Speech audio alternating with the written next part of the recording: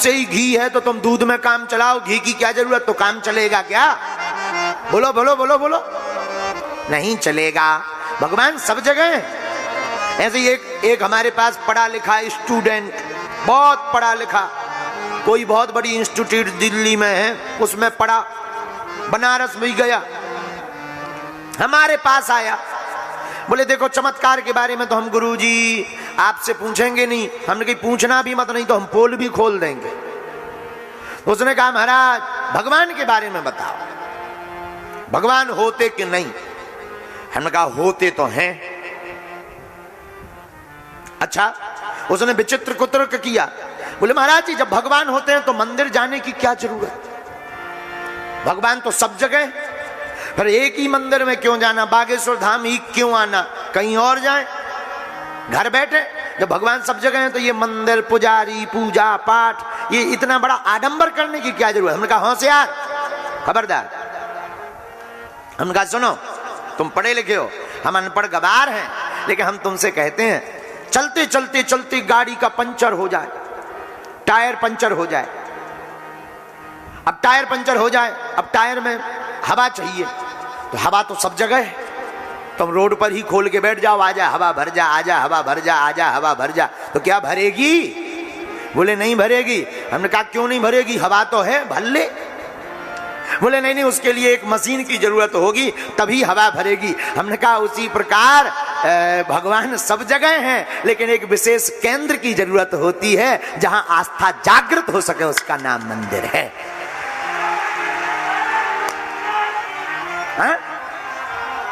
है? तभी आपको भगवान मिलेंगे। तो इस प्रकार हवा है, लेकिन मशीन की जरूरत है, जब वो प्रेशर से भरती तभी हवा भरती, उसी प्रकार भगवान है, कथा में आने की, मंदिर में जाने की जरूरत पड़ती, तभी भगवान हृदय के प्रकट हो जाते हैं। एक महात्मा बहुत अच्छी बात बोले, नहीं अंतर में नहीं बाहर में, भगवान नहीं अंतर में नहीं बाहर में, नहीं आम में है, नहीं खास में है, न विरक्ति में है, न विलास में है। यदि प्रेम हो तुम्हारे अंदर तो प्रभु तुम्हारे पास में है।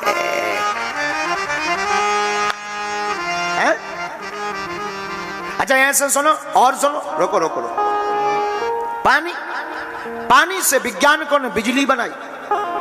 हाँ जी अन्ना जी, पानी से, जल से वैज्ञानिकों ने बिजली प्रकट की, लेकिन भक्ति से भगवान प्रकट करते हैं। वैज्ञानिक जल से बिजली प्रकट करते हैं, लेकिन भक्त भक्ति से भगवान प्रकट करते हैं। वो भक्ति क्या है? भगवान की कथा में अनुराग ही भगवान की भक्ति है। गुण रूप लीला, भगवान की लीला सुनने में आनंद। अच्छा कथा कब सुनना है, सुनने का फायदा कब है? और कथा सुनी तुमने, वो अच्छी सुनी कि नहीं, इसका आशय, इसका पैरामीटर क्या है?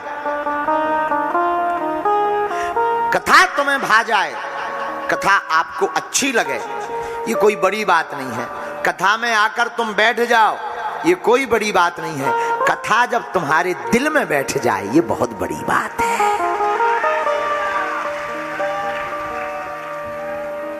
और जब तुम कथा सुनते सुनते गदगद होने लगो, मन तुम्हारा एकदम भगवान के चरित्र में डूबने लगे, नेत्र सजल होने लगे, वाणी गदगदाने लगे, तब समझ लीजिएगा कि कथा से तुम्हारा प्रेम बढ़ गया है।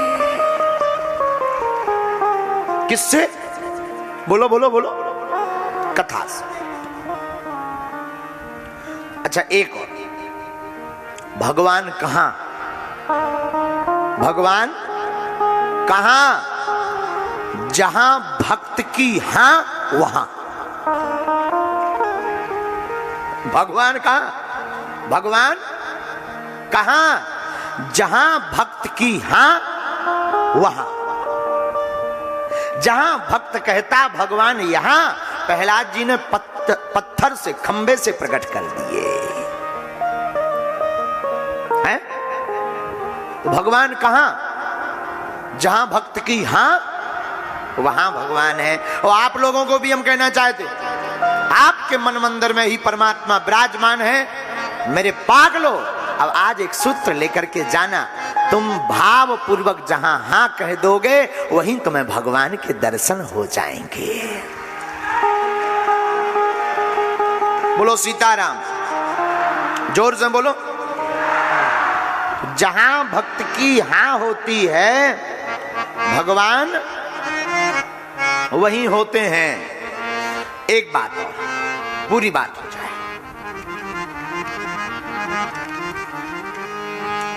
भगवान कभी भी भक्त का कर्जा नहीं रखते। तुम कथा में बैठे हैं तो परमात्मा के ऊपर कर्जा हो गया, हाँ सच कह रहे हैं। आप कथा में बैठे हैं तो भगवान के ऊपर कर्जा हो गया। और भगवान कहते भी एक जगह वाणी में, किसी ने भगवान से पूछा, महाराज आप किसकी सुनते हो? बोले भक्त की। फिर ज्ञानी की क्यों नहीं? बोले ज्ञानी तो अपने आप में ही मस्त रहता, ज्ञानी तो कहता है कछु लेना ना देना, मगन रहना। ज्ञानी लोग जो होते हैं वो तो कहते कछु लेना ना देना, मगन रहना, हमें कोई मतलब ही नहीं, हम तो मगन है।